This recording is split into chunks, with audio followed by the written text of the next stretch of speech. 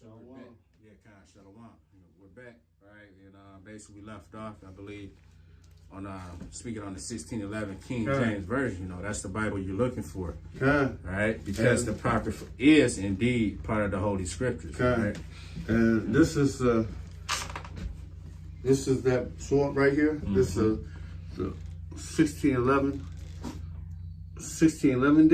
edition. And you can buy this right now at Amazon for like 25, 26 bucks.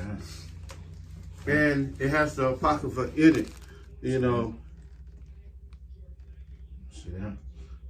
It's in this book. It's in there. And that is this book right here that I was reading out of.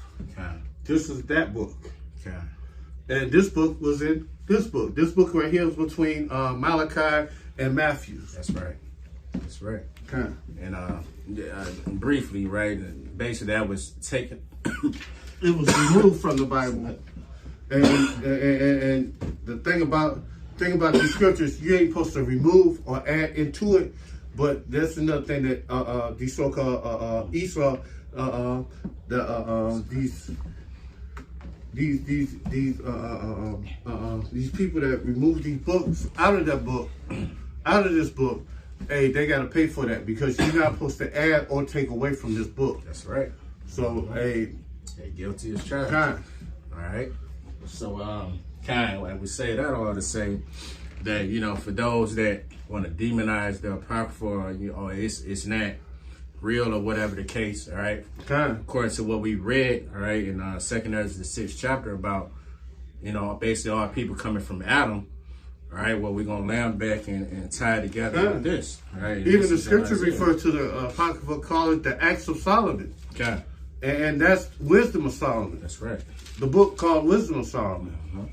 So, hey, the Apocrypha is part of the Bible, whether you receive it or not. And whoever had the idea of taking it away and removing it from the scriptures and removing books out of the Bible, because the Catholic Church removed 2nd Ezra out of the Bible. So they, y'all also have to pay for, removing books out of the Bible too. You ain't supposed to add or take or diminish from this book. So, real quick, this is Isaiah 40, and I'm gonna start at 15. It says, right? It says, "Behold, the nation are as a drop of a bucket, and are counted as the small dust of the balance. Behold, he taketh up the isles as a very little thing."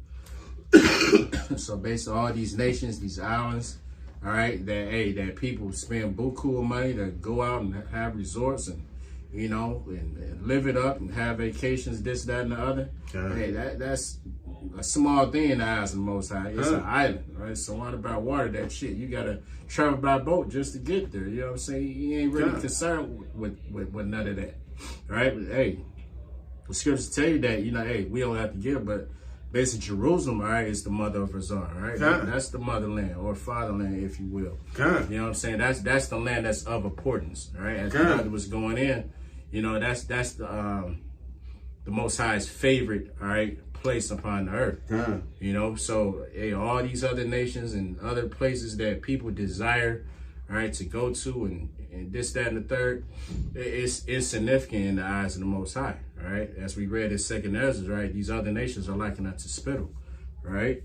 It says, verse 16, "And Lebanon is not sufficient to burn, nor the beasts thereof sufficient for a burnt offering. All nations before him are as nothing, and they are counted to him less than nothing and vanity." All right, so these other nations that walk upon the earth, they're insignificant in the eyes of the Lord. Okay, as tough as that may be to bear. All right, just here, hey, just be glad, okay, that if you had to be of Negro, Latin, Native American descent, be glad. Hope that you're an Israelite. Hope that you're Israelite. Because these other nations, they ain't got nothing good coming to them, right?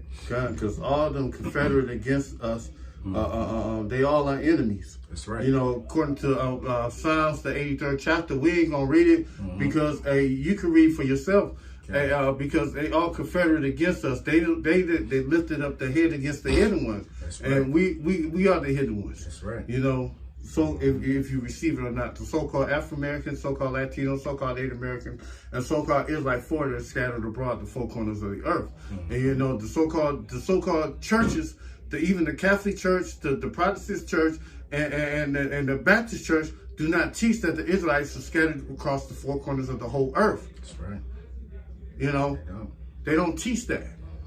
But they will teach that the so-called Afro-Americans, the so-called Negroes, was slaved all over the four corners of the whole earth. Okay. But they don't want to teach that the so-called Israelites were scattered among the four corners of the whole earth. Yeah, they don't want give you that connection. Right? Yeah, they don't really tie you to the book. Right? You just go there in church, pray, sweet Jesus, blah blah blah, and you know, have a nice day. Pay me what you owe. Right, cherish your tithes, all right, and I'll see you next week, all right? That's the church for you in a nutshell. Or they will say that the so-called Latinos or the Native Americans, when they were shipping the so-called Jews from over there in West Africa over here, they were shipping them over to Europe. Kind of transatlantic slave trade. Because when they were shipping us over here, they were shipping them over to Europe. That's right. And also when they were shipping the Jakes out of Europe too. That's true. You know, out of Scotland, out of Britain, because they stole them names. Because the real Brits, the real Vikings, the Scots, you name it, that was in the lands, even Japhet. They took their heritage, and the people in Japhet, they're the motherfuckers in Hawaii, in the Polynesian Islands. You know, but they steal everybody's heritage. You know, the so-called. Well, this ain't about them. The ones that steal people's heritage and make it their own. But saying this is us. You know, but this is about who the Most High loves. You know, matter of fact, I'm gonna grab one scripture because you referred to it. This is Galatians. Matter of fact. So basically, these nations that you may know of, you know, or basically we'll give you some of the biblical names because that's how the Lord deals. You don't deal, with these whitewashed bywords and proverbs that He's named these other nations. All right.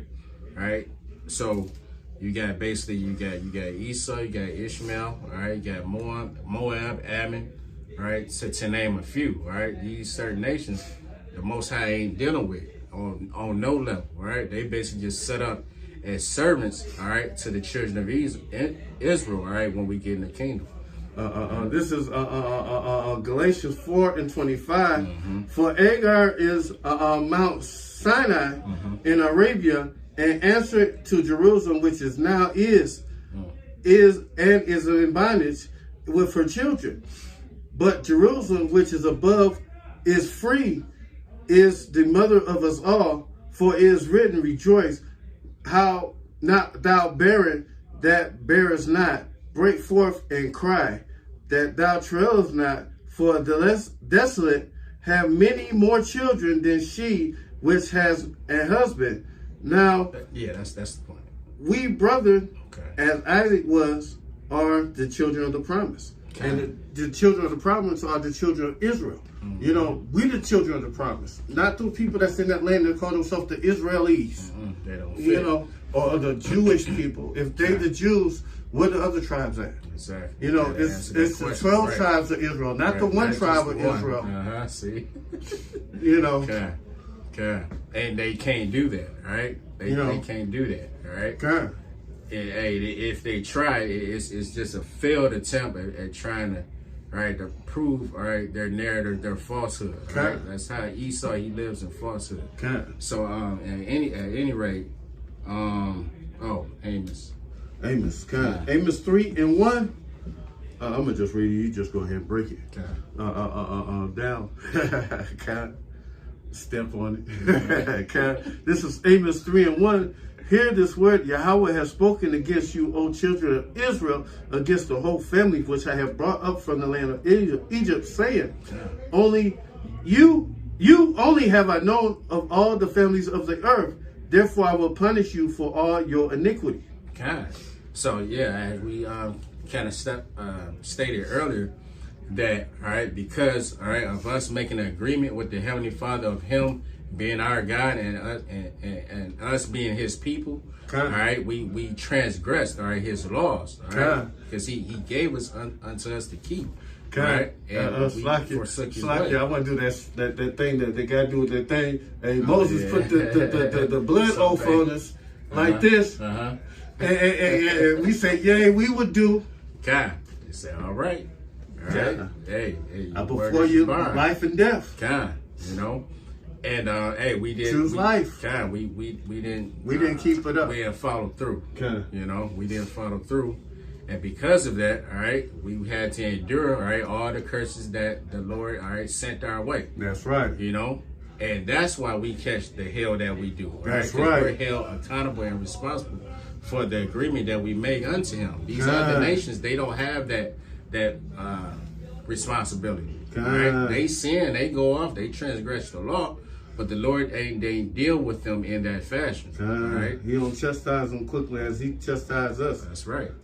Because like you say, there's many nations upon here, but what the scriptures say, He said, only you have I known though.